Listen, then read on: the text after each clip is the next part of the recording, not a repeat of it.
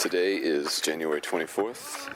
Ein, Quick, whoa fuck, Maxime and myself are heading off to Hakone, and last night it snowed.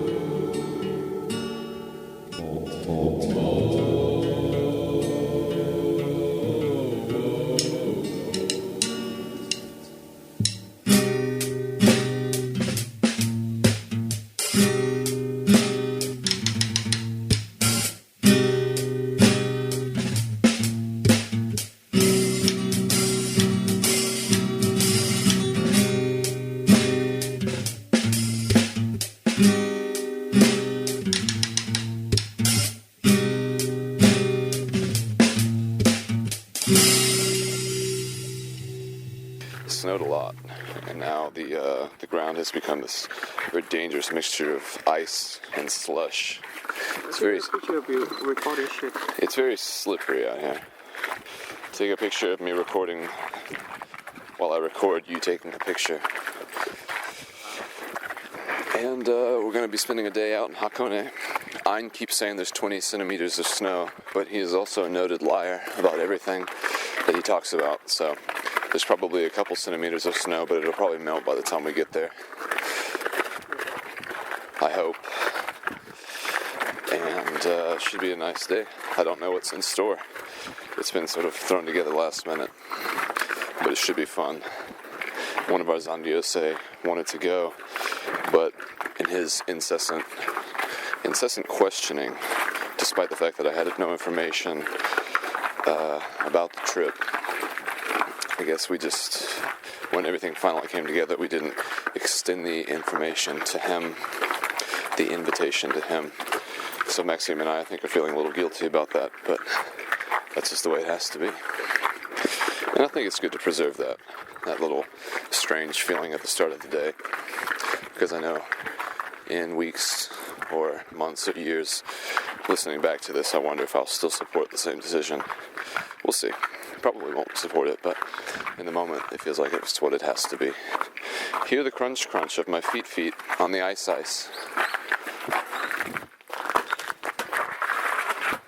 Slide. It's 12:05. It's 12:05. We just arrived in Hakone.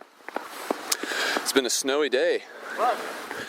We're making our way up some snowy stairs. Poor little Ein. He's got holes in his shoes and he keeps slipping on all these stairs because he doesn't pay any attention to anything. And we're gonna go start our day soon. Head to some onsens. I'm not being mean. I just say it how it are. Whew. This is a long train ride. What time did we get on the train? This morning, like 9. It was before 9. It's already 12. Long day, snowy. It's been a whiteout, but the sun's coming out. Hopefully we'll get some ramen or something, some alcohol, some fun times, all that good stuff. Wow, it's so beautiful. Karaoke.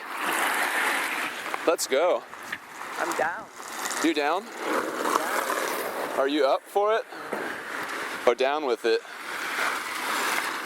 What's wrong with those expressions? It's just English. English is the only language where you can fill out a form by filling it in. You can drive to the parkway and talk to the driveway. Exactly. You can take off your clothes and have fun. Wow, this snow is unbelievable. Little Ein, I'm so sorry for your feet. It's okay, my toes gonna fall off soon. Good thing Asian people don't need toes, huh? Yeah. Wow, this is insane. Unbelievable. What a great last trip. Last trip, huh? Last trip. Sleepers. Slippers. Yeah. You were just walking out back. Good Lord. Unbelievable. Hakone. January 24th. 2012. Approximately 12:10 in the PM. We're walking towards what seems to be a white oblivion. And we're accepting. It looks like, oh yeah, towards a white Skyrim. Amazing. The snow's just falling. It's not so cold though. There's no wind. And I'm wearing my shorts, of course. Sugoku kirei. Sorry. Just knocking the shit off my feet. You're more like knocking the feet off your shit. We need to drink beer so soon. Oh, Maxime. Oh, Maxime. What a child. The beautiful child that he is. All right, time to take pictures. Our day at the onsen is complete. We're now back at the train station, waiting. We have to wait 20 minutes for the next train to come. And spirits are high. It was weird just a second ago. There was a train going by that stopped at the station that we're at now, but we didn't need to get on that train, so we just watched it go by. And Quick and I had a beer before we left the onsen. And so to me it seemed like a good idea to touch the train as it went by. And so I did. And the train stopped like immediately after I touched it. And I have no idea if it's because I touched it or because they were stopping so that another train could, I guess, overtake it on the tracks. I have no idea, but one of the caboose conductors came out and he gave me the classic Japanese dame sign and just said sorry, and I don't really know what to say. I don't understand what the deal was. But anyway, it was a great day. I've been thinking about Koji a lot today and whether or not we did the right thing. But I had a nice little talk with Ayn in the onsen, and he said that he lives by a simple rule, that being that if someone annoys him, then he doesn't put himself, in positions where he is around that person. So perhaps despite my guilt, made the right choice. Not sure. But I'll trust that logic for the time being. Trust that logic for the time being.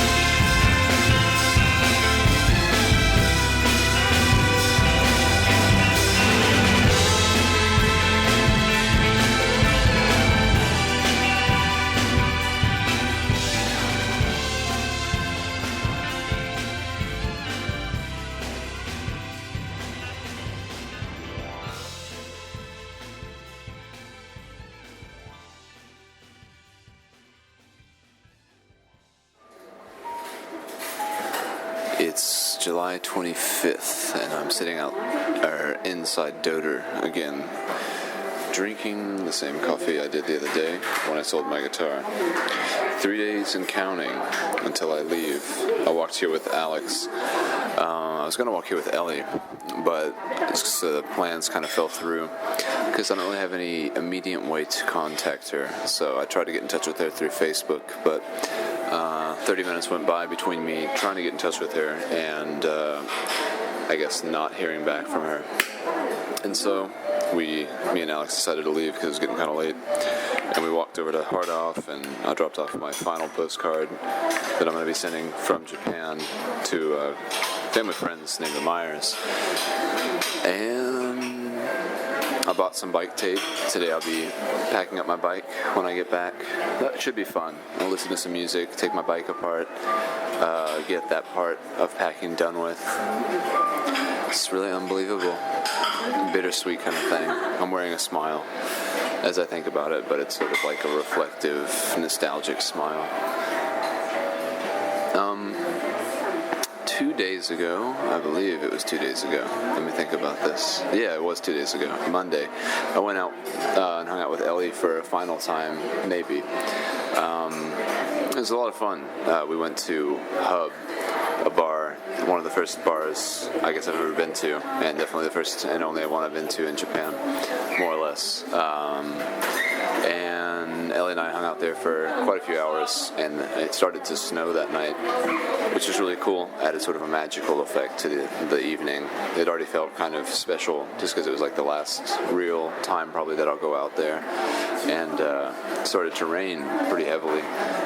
Definitely the hardest that it has rained or snowed since I've been here. It snowed a few times off and on, and even now I'm looking outside and there's still snow on the ground. That's pretty awesome. And so we went there and we talked for a while and drank some beer. She went through a whole pack of cigarettes, which is sort of like something that she doesn't do often, but something that she's capable of doing, which is pretty impressive in a funny kind of way. And that was a really good night. Good conversation, fun, really cold, adventurous. I met up with my Zanryosei, basically my RA, at the Japanese dorms. And he had been wanting me to meet his girlfriend, and I didn't really think I was going to have time to do that at all, just because I'd have to like really go out of my way, I feel like, to make that happen. But it just so happened that Ellie and I were at the bus stop to go back to the dorms at the exact same time that my friend and RA, Kosuke, was there. And so it was quite a few good comings together in that little instant of time.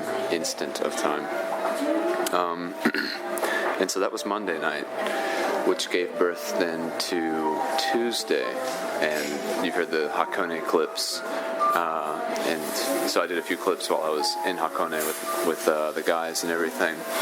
And Hakone was awesome. It snowed there a lot on our way. It was like a 3-hour train ride to get there. Maybe less than that, actually. Maybe 2 hours. And it was very snowy and cold the whole time, and just being there was fun, you know. It's not really a place I could spend too many days at because it's just a little bit too artificial feeling, but just for the novelty of it, it was fun to go once. And we went to like coffee onsens and wine onsens and flower onsens and chocolate onsens, and there was all these different like very, you know, when you think of Japan, you sometimes maybe think about how the Japanese have all these like weird particularities that they do, and this onsen was kind of like one of those things where the Japanese just appeal to like a very strange and seemingly fringe area of like human desire, and so these onsens were like very, very specific, and it was fun. It was really cheap. We got this delicious buffet, all you can eat sushi and takoyaki. It's like fried taco or octopus balls. Very, very delicious. And when we finally got to Hakone, we had to walk around for a while. We didn't really know where we were going, but we came across a convenience store, and so we all got beer early in the afternoon and headed to go eat shortly thereafter. So we were all riding the beer buzz pretty strong while we ate, and that was delicious. Since Friday, since I went to the Fleet Foxes concert, I have had some sort of alcohol every single day. And right now it's about 6 o'clock maybe or so. Let me see what time it is. About 6 o'clock exactly. And I wonder if I'm going to drink tonight. I don't really have a desire to, not a huge desire anyway, but it might happen, things come together in such a way from time to time. So we'll see. But anyway, so we spent the day in Hakone, and it was really just, for me, it was the best just to be with friends, on one of the last days that I'm here, and got to spend good time with An in sauna, and we sat in the sauna for about 12 minutes, testing the limits of our heat tolerance, I guess, and just got to know each other a little bit better, and talking and stuff. And then when I got back, last night I had a beer when I finally got back to Hachioji at the end of the day. Maxime and I ran from the train station all the way to Starbucks before it closed. Like we got there at like 9:58 and it closed at 10. So we just barely made it, and then we had some coffee and went shopping, and I bought a beer while I shopped, and walked home with it and drank it. And I ran into this group of Koreans, the same group of Koreans who's actually staying in my dorm block, and one of them was extremely drunk, and I couldn't really get away from him because he was just sort of commandeering of my direction and walking speed. So I ended up walking for most of the way home with them, which wasn't bad. Easy conversation because they were all drunk and just wanted to talk about, the simplest thing, which gave them the most pleasure and whatnot. Although I would have liked to have walked faster and gotten back sooner. I got pretty cold, and despite the fact that I had basically been in water all day at Hakone, I went straight to the showers when I got back. Loud. I'll wait a second.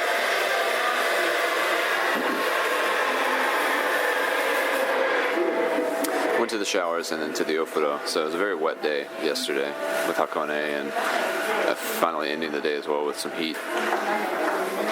And I had to confront Koji, which I was sort of dreading all day, which I haven't thought about that at all today, so it's funny how that was a big deal yesterday and it's not a deal at all today. But when I finally got back to the dorms, Koji confronted me about not waking him up in the morning and not having him go with us and everything, which was my concern yesterday. Felt guilty for a good bit of the day, and I just got really frustrated because I don't know, the entire time he had been asking me all these questions about the trip, which I honestly didn't know any of the answers until late the night before.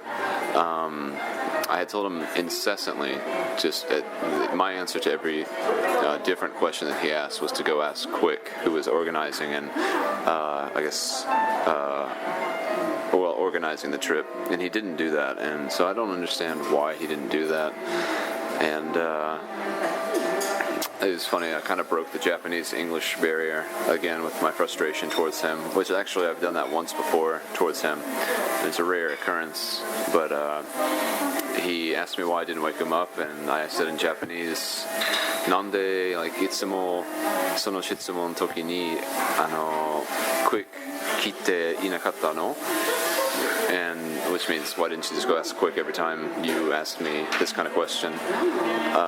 And he said because he was wanting to ask me, and I broke the barrier, and I was like, well, I fucking didn't know the whole time, or something like that. And I don't know, I felt that rush of adrenaline where I was just like, God, this is such a stupid situation, and I hate that I have to, I don't know, mitigate Koji's anger for not going when it was really a matter of him being, I guess, not lazy. He's not a lazy person. It's just a matter of him not doing what he needed to do in order to come with us. I don't know. It was stupid. Sip of coffee. But it was short-lived. I think he could sense my anger, mainly because I was fucking angry. And he backed off, and I didn't really see him for the rest of the night. And today, I said, have a good day, in Japanese as he left, and he responded, so I think everything's okay.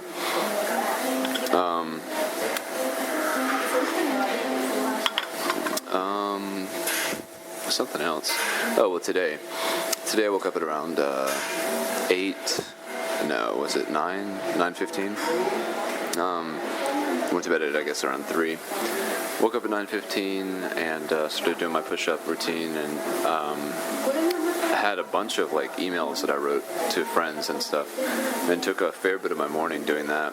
I thought about maybe making another podcast, but I had an email to Steven who, well, maybe I'll save this bit of information for another time.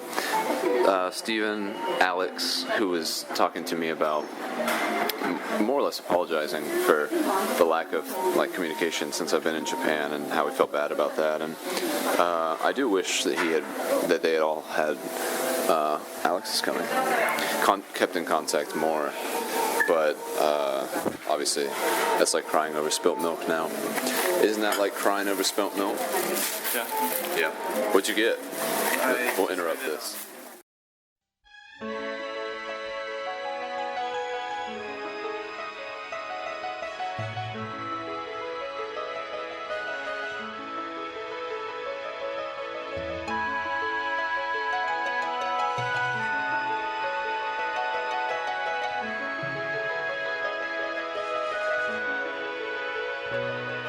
And though they were sad, they rescued everyone.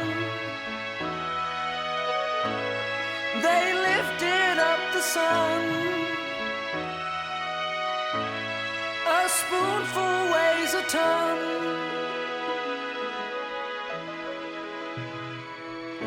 Giving more than they had, the process had begun. A million came from one. The limits now are none.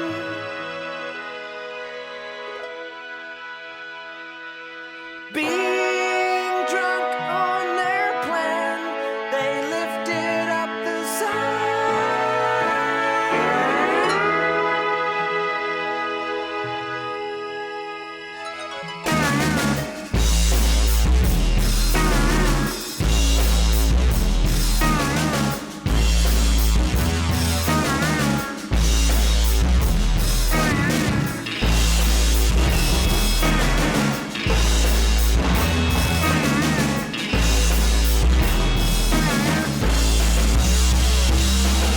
Forcing it off with their hands, the trapdoor came undone.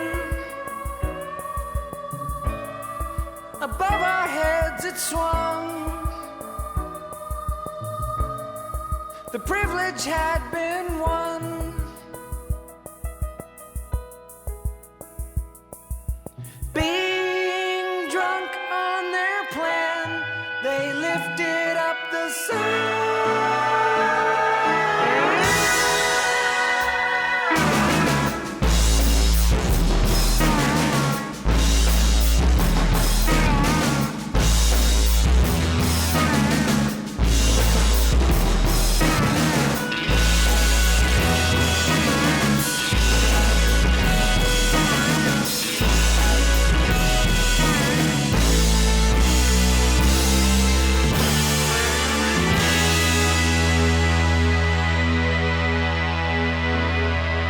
Yelling as hard as they can, the doubters all were stunned. Heard louder than a gun, the sound they made was love.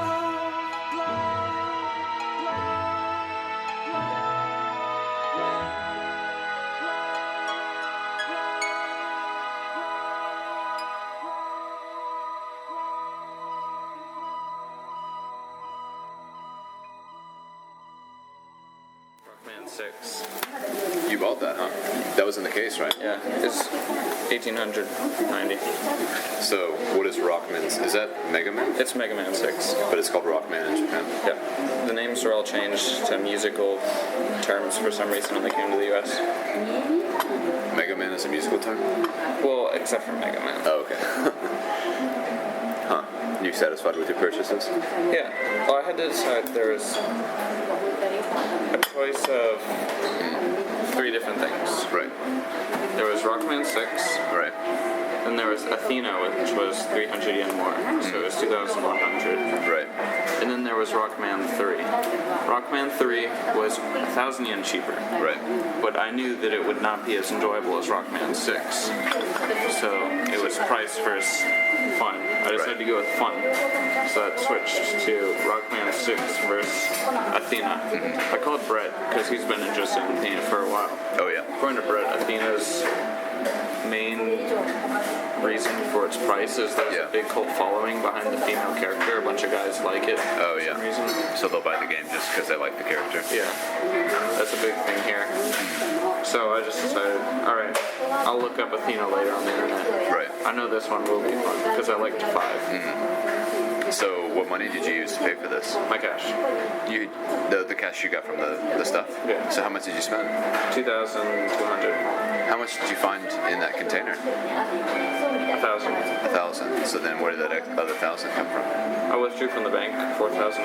Oh, you did that when you were at the post office Yeah. earlier? Okay. So what do you need to do in Hachioji, Ekimai? I want to check how much is on. Okay. Everything's in order again, Yep. if that's the case. So what else did you get? I Introduce got these games. R-Type. R-Type is a vertical. I think it's a vertical shmup game. Vertical shmup. Shmup. What does that mean? It's short for shoot 'em up. Oh, really? It's a game where generally shoot 'em ups consist of a spaceship or some sort of flying craft. Okay. So And you'll just shoot oncoming things.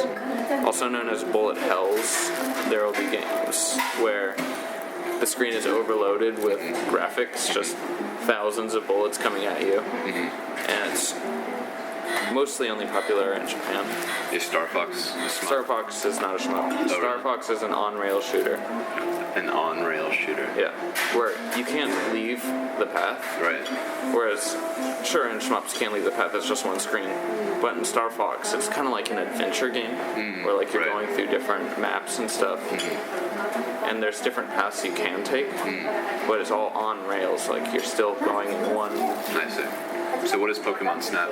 Pokemon Snap is an on-rail shooter, It is technically. technically. Yeah. I don't think. And it literally is Yeah. on rails. Yeah, true. That may have been where it came from, but I doubt it. Maybe I remember throwing pester balls at Snorlax. That was always one of the most fun things you could do. Pester ball. It's funny.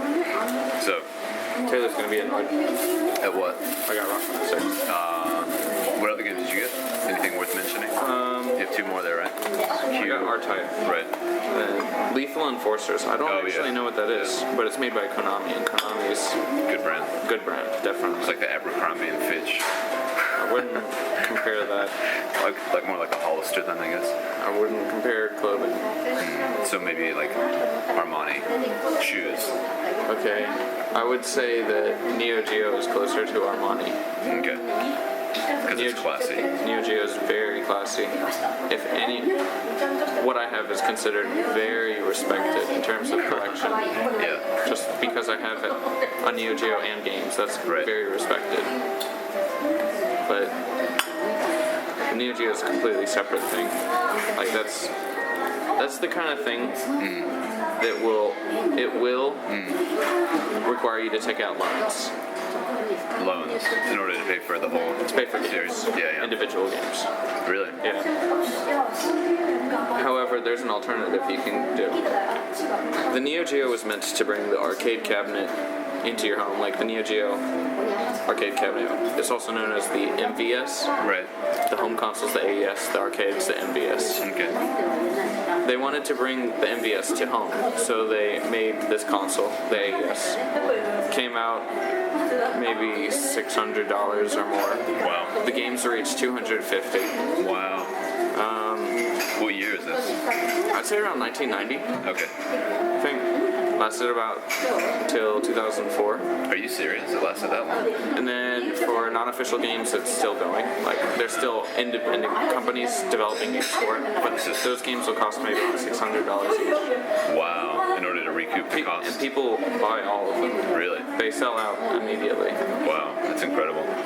There are still independent companies making games for old systems. For example, the Sega Genesis recently Right. had a game. Really? I tried to buy it. My internet wasn't working for some reason, At the dorms, or? and I wanted to save money Oh, too, yeah. so I didn't try hard enough. It wasn't here. It was like last year. Okay. There was this new game. It's a big RPG where they utilized the graphics and sound as much as they could for the system. To the limit. They used it to the limit, Yeah. and that sold for about $60. It's only about $60. That's not with so box bad. and everything. That's like an Xbox game now, It's a right? normal game. Yeah. They sold out almost immediately. Now the game goes for about $300 on eBay. Wow. 'Cause Without they don't box. make it. They don't make any more. It was just one-time thing, Wow. and I'm very upset that I didn't go for that. Huh. But anyways, as we were talking about the MVS and AES, Right. the AES, the home console, costs a ton of money. Yeah. So people wanted the MVS games. MVS games were also put on cartridges. They were just on cartridges connected to special MVS playing boards, which were inside the video game cabinet. Okay. So someone created a converter for MVS to AES because they're the exact same size, but something inside, like maybe the pin layout is Yeah. a little different, or some sort of power that goes to the cartridge. Right. So they created a converter, which you can buy for about $200. Wow. Like the cheap ones are maybe 170. There are known problems with them. Like sometimes they don't work with every game. I've seen a couple of them in Akihabara. Oh yeah. They're still just as expensive. Are they? Neo Geo is universal prices throughout the world, just about. Really?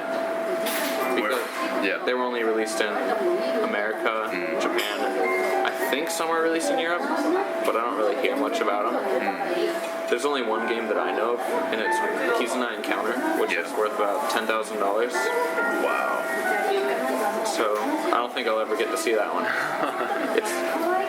None of them are known to be in circulation. Yeah. The only ways they get like transactions occur is between private buyers, Right. not on eBay or anything. Wow. That's insane. But people will buy converters for their AES to play MVS games, whereas an MVS or an AES game will cost maybe $500 to $5,000 just for the good ones, and then an MVS game will cost somewhere between 10 to 100. Wow. So overall, buying the converter is a much cheaper alternative. I see. But then again, people also buy the cabinets for maybe $1,000 or $2,000. If you're really lucky, you can get one for maybe $500 to $1,000. Wow. Can I ask you an unrelated question? Sure. Is your dad balding? No. Does he have healthy hair? Yeah. Do you think you will? I hope so. What is your mom's father like? Not bald. How not bald? Completely, fully hair. How old is he? He's well. So how old? How old? 80 something. Oh really? Yeah. Okay. Just curious. Why am I balding? No, definitely not. But I was imagining you balding. I was thinking it's not a pretty sight for anyone to be balding, obviously. But I was like seeing you bald hypothetically in my mind, and I was like, I wonder if this is even going to happen. It would be a shame. I was imagining you with big rim glasses, right? And then like bald and talking about video games with like extreme enthusiasm. Thankfully, from what I've seen, my grandparents and my parents, we don't need glasses or we don't bald. What about your ears? My dad's hearing's bad, but that's it. Is his hearing bad, or does he just not listen? His hearing's bad. What about for you? What's your excuse? My hearing's fine, I just don't listen. Okay. So you have one more game. This is just F-Zero. I like the little story they got. You can't really read it because of the price sticker on it. But it tells you, I don't know why, the story behind the game in English. This is just something that I purchased for Taylor. He asked me to pick it up. Oh, he did? Yeah. Okay. Well, do you want anything here? So, should we go? Okay. Well, interesting. Cool. I guess we'll head on to Ekimai now then. One more podcast clip complete. I've stolen away briefly to the bathroom just to complete the thought that was happening before Alex showed up. So I talked to Stephen Abbott and Alex Wharton just about our communication since I've been in Japan, sort of apologetic on his side, and mine was more or less saying it was okay. And then I talked to Ben Wills about a lot of things, all of them. I wrote them about a page and a half or so on average, and it was fun. I enjoyed it. In the morning, I spent a couple hours in my room, and then I moved out to the lounge room with Maxime and Hodolphe and spent some time with them and kind of, talked and wrote, and it was just a good vibe. And now Alex and I are going to head to the bank, and hopefully there's some money there for me from my job. And if I'm ultra lucky, which this isn't possible, but it doesn't hurt to wish, I suppose. But the bank, maybe it's still open, and I can close my bank account today. But I really don't think that's possible. I'm going to have to go tomorrow at some point, close out my account. So that is what I'm up to. And tomorrow there's a graduation ceremony I'll be going to. And more to come on that then. Enjoy these few seconds of jazz.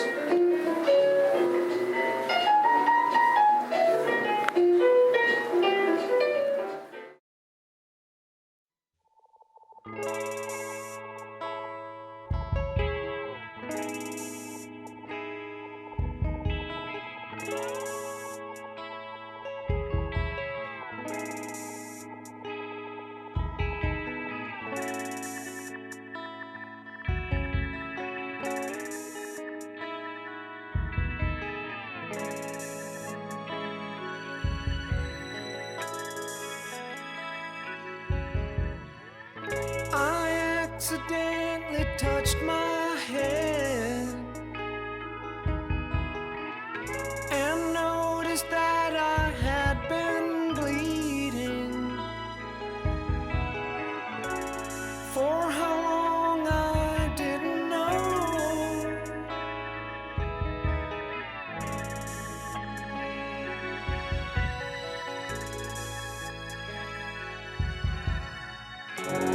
What was this I thought that struck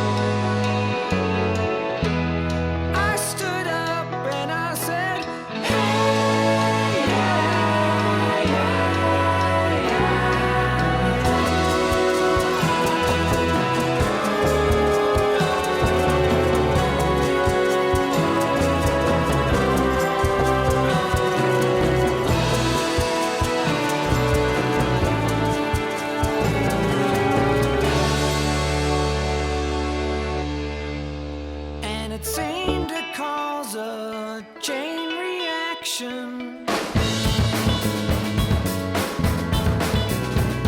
It had momentum, it was gaining traction. It was all the rage, it was all the fashion.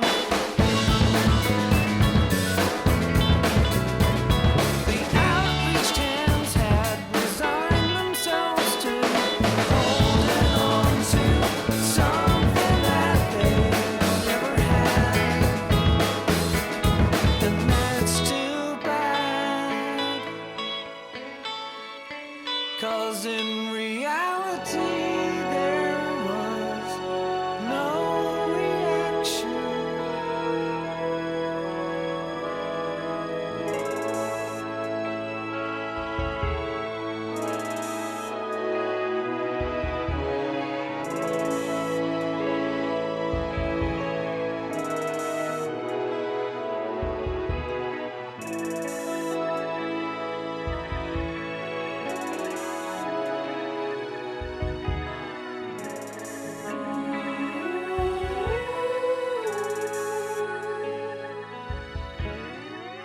I accidentally touched my head and noticed that I had been bleeding. For how long I didn't know.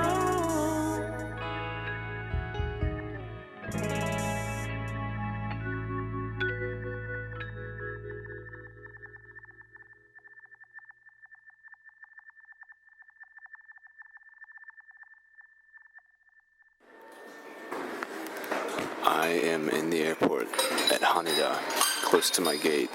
It's about to be January 27th, and I am drinking a glass of red wine as I wait. Now it's 11:30, and my flight is at 12:30, and I think I'm going to have 2 glasses of wine and see what comes of this recording. Today's been an unbelievable day. Just truly incomprehensible. I can't believe everything that's happened, and just all the welling of feelings and emotions. It's been definitely a special day. It started this morning at around 9 o'clock when I woke up, and just tried to do as many finalizations as I could to feel like I was ready to leave later today.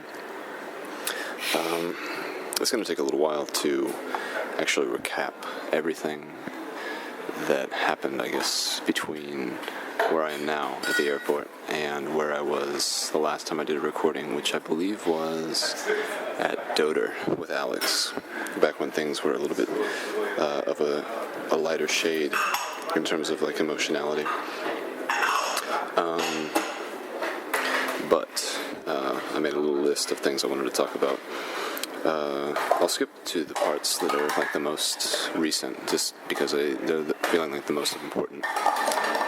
So I left today from the dorms at around, what time was it? Around 7 o'clock in the evening. And today we graduated from SoCA this morning. We had a graduation ceremony, and I woke up and checked email, sent email, just made sure everything was in order, and packed my bags in preparation for leaving. And we had to go to graduation at 10:40. And I was kind of contemplating not going because I didn't really see, it seemed to me more important to make sure that everything was in order and ready to go than to try to go to some ceremony that probably wouldn't have as much like absolute significance in terms of like, you know, I need to pack all my stuff so that I can get back to America, and a ceremony that is mostly for ceremony's sake may not be as important in the spectrum of things. But anyway, I ended up going with Maxime and Holdolf. We walked together, final walk to school, and I don't know, there's been this mood in the air recently for the past, I don't know, week or so, just the realization that I would be leaving, and I came to realize today, as I was leaving, that I'm the first one to go. Of all the foreign exchange students, I was the first one to head out back to my home country.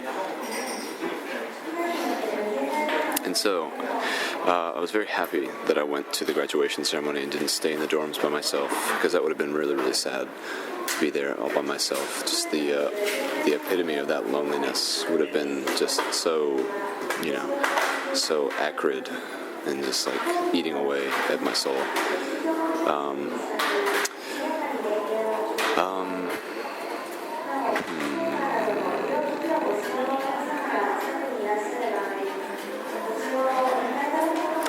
We were supposed to wear suits and dress up and everything today for the Setsugyo graduation, and I had a suit, but for some reason I felt very inclined just to say that I didn't, and so I did say that I didn't have one, and I just wore my regular clothes, and so I was the only one who went to graduation in like extremely informal attire, wearing my shorts and my like one layer of very earthy colored, I don't know, thermal shirt.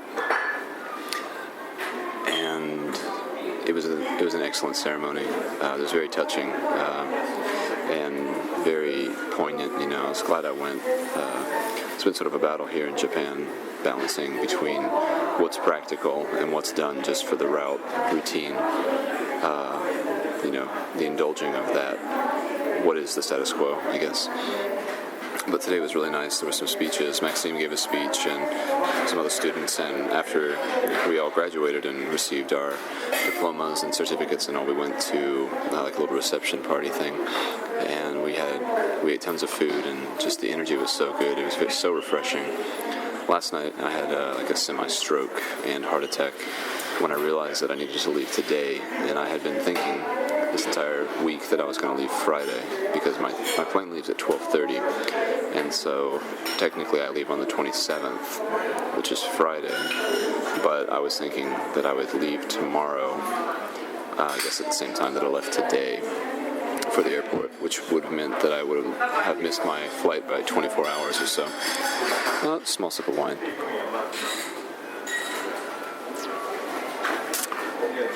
And so, when I realized that I had to change all the preparations I had made so that I could actually get to where I am now, I just really, really freaked out. I have not felt that alone and that empty and that, I don't know, isolated. I haven't felt the distance between myself and home and family and Brittany as much as when that happened. I just realized that, I was helpless for a couple hours. Felt like I couldn't do anything to improve my situation. Thought a lot about God in that interim, feeling like when reduced to that little, that's precisely when the belief in God is a necessary like anchor and sort of a buoy for reality. I don't know, an anchor I guess is a better way of saying it. The same thing anyway. And so I packed all my stuff last night within a matter of an hour. Packed my entire room up, broke my bike down, and just got everything in order.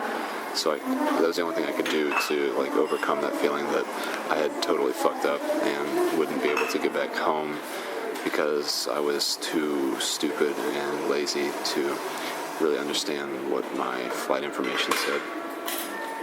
So anyway, I packed everything last night and stayed up till 4:30 or so, hanging out with Alex, and that brings us back to the food portion of the evening, or after the graduation, going to eat food, and just really, really high spirits, and just feeling really good, and just enjoying being around everybody. There were these girls there who thought my voice was really cool, and they kept asking me to say cheese, hi cheese, and stuff like that when we took pictures. And it was like the most, I don't know, I felt like surrounded by people, and people who liked me and liked my qualities and stuff. So it was a good pick-me-up. There's a guy there named Jesus who came late to the graduation, and he felt really bad, and having felt really bad last night, I really wanted to try to cheer him up, because I knew how shitty that feeling of self-loathing felt, because I had just felt it the night before. And so I tried to make him feel better. throughout the course of the afternoon, and I gave a little speech. I don't know, I like giving speeches now. It's fun to figure out what I'm going to say just off the top of my head. In Japanese, it's not so fun because my vocabulary is so small, but I think in English, I really enjoy talking and, following how you feel and letting your emotions kind of determine what words you choose for describing how you feel about anything. As I'm doing right now, just a free flow kind of talk. And so I gave a little speech after everyone else gave planned speeches. I gave an impromptu one, and just really good vibes. Like, it was very refreshing. I felt so recharged after the draining night before, and it's just that balancing act of life, having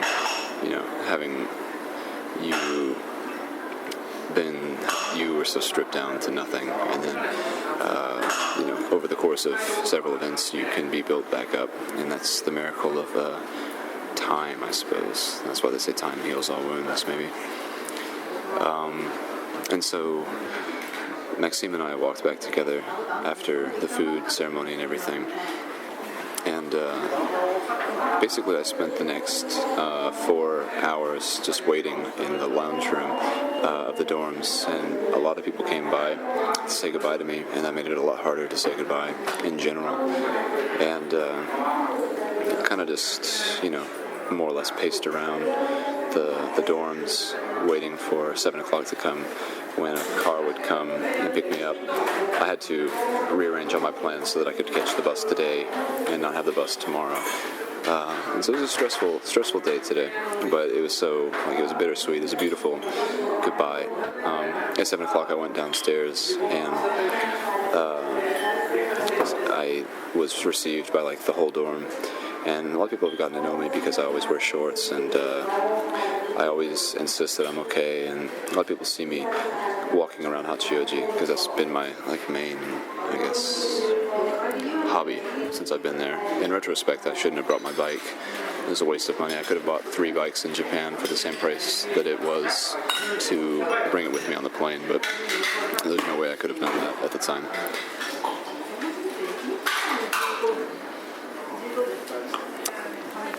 And so, the time came to where I had to say goodbye to everybody, and 3 people just absolutely tore me apart. Just made me so sad to leave them. Kosuke, my friend, my Japanese friend, my sort of step-in roommate to replace Todd, who ended up living with his girlfriend over the semester. He was really upset, sad, and it was just so touching to see him so moved, I guess, by me leaving. And he gave me a bracelet that I'll definitely wear until it deteriorates to nothing. And so I gave him a lot of hugs, and we said really fond goodbyes. He said to say yoroshiku to Lauren. Just give her a little heads up, give her a little what's up. And Maxime I hugged once, and it's amazing how much love I have for Maxime. I was just shocked how much he and I have really gotten close. I didn't realize the degree to which we had gotten close until saying goodbye. Just how hard it was to do that.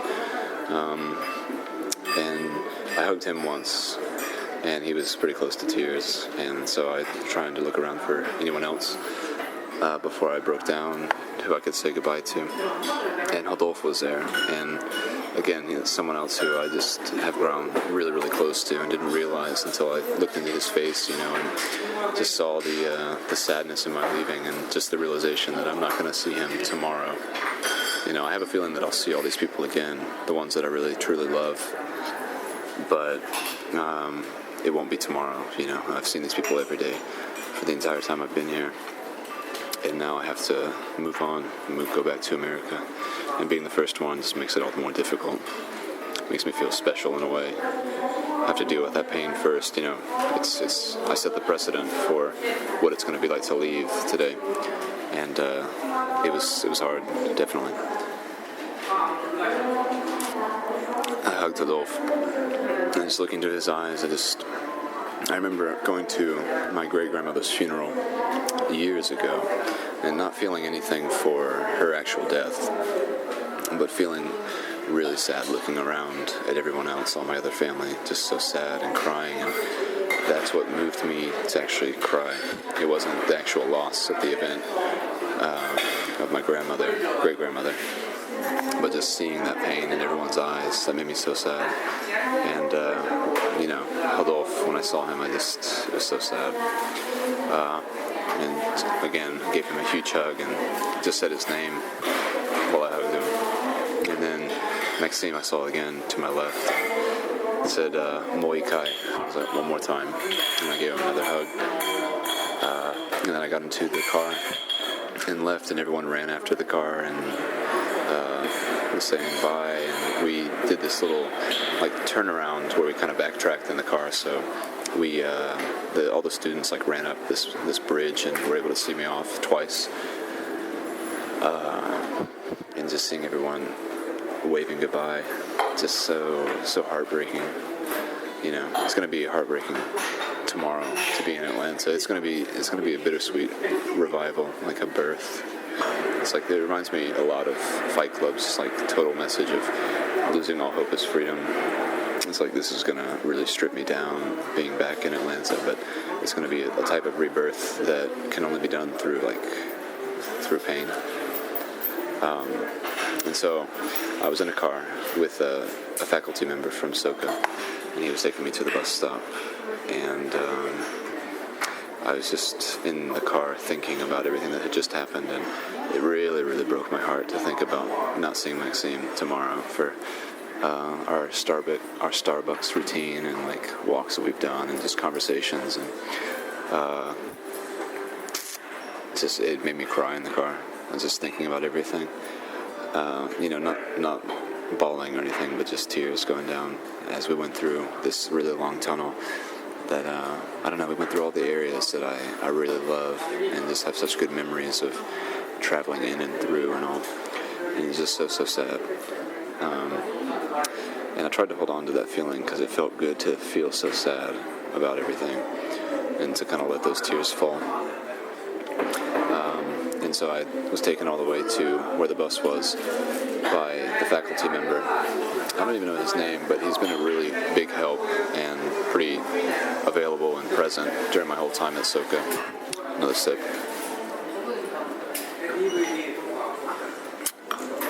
And he dropped me off at the bus stop, and we got all my stuff inside the bus. I listened to George Harrison on the bus. After a pretty long time of just thinking about everything, I felt it was insane. It was an accelerated thought pattern, just going everywhere. 30 minutes felt like 6 days, just with all the stuff I was thinking about and reflecting on and just feeling. And the George Harrison album, All Things Must Pass, I started listening to, and every song was just exactly hitting the mark. The music was beautiful, the lyrics were great. It was just exactly how I felt. And the connection to that album is going to be, I don't know, it's like how a mother feels when she first gives birth, this life has come out from her, and there's just this immediate love because it's such an intense moment.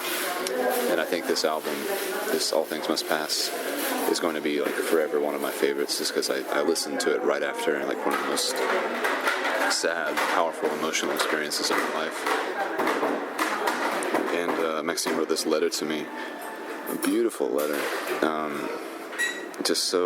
It just captures who he is. I felt like I read it twice, and he gave me this little envelope with 3 pictures of us during our trips that we've done here in Japan, a letter, and a thing of Starbucks instant coffee, which I'm not sure if I'll ever drink. I can't decide if I should drink it and imbibe it and therefore, have that coffee become part of me and have that memory kind of wash over me through that, or if I should just save it forever as a memento, which I think I like the idea of that better. But I got to the airport. It was a little bit difficult getting all my stuff to where it needed to be. My bags were heavy, and my bike was the biggest issue. I forgot to take a CO2 cartridge out of my seat bag, which was ridiculously stupid on my part. I didn't even think about it. And on top of that, too, I forgot to give back my room key at the dorm, so I'm going to have to mail that back or something.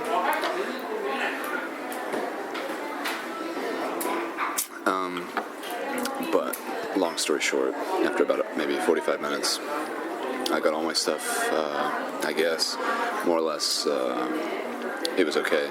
It's on the plane, or will be on the plane. It's all checked and good. And then I made my way up to find where my gate was. And actually, before I sat down here to drink a little bit of wine, I wanted to buy one more thing for my family and for Brittany to give to them tomorrow when they pick me up, just as like a thank you and like a present for them to say I love you, I guess. Yeah, to say I love you. Got some chocolate, some green tea chocolates for my dad, a cool bracelet from Lauren, a handkerchief for my mom. I wanted to get her some herring that had been like preserved, but apparently if you're doing a connecting flight, you can't do that. You can't buy food, and so I had to just get her a handkerchief. And then for Brittany, I got her a coffee cup and a cool fashion magazine because she's starting her own fashion blog, and it might be cool to have some inspiration from Japan, considering how, I guess, unique their fashion is compared to other parts of the world. And then I came to where I am now, this bar. It's like a 24-hour place for you to go, I guess, and drink before you get on a plane. Talking to my friend Taylor before I left, he has a similar fear of flying and all, but his is much more severe than mine. He doesn't even like going in cars and buses and stuff like that, and hasn't really gone out much. I don't know why he is so afraid of traveling, and I don't know why he's afraid of death, but I know that there are many reasons for anyone to be. Never really got close enough to him to figure it out, but it was nice to share the uncomfortability of flying with him. That was sort of my goodbye. And then now here I am. I drank a green tea latte too, which was really, really delicious. Green tea, the matcha green tea is just like so delectable. Each sip is like an orgasm in your mouth. It's just like all these, I don't know, there's like an extra taste bud that gets triggered when you add matcha green tea to the combination of whatever you're drinking. And speaking of which, speaking of drinking, I'm going to go get one more glass so I can finish that and then head back over to the gate so I can wait for my plane. So I'll be right back.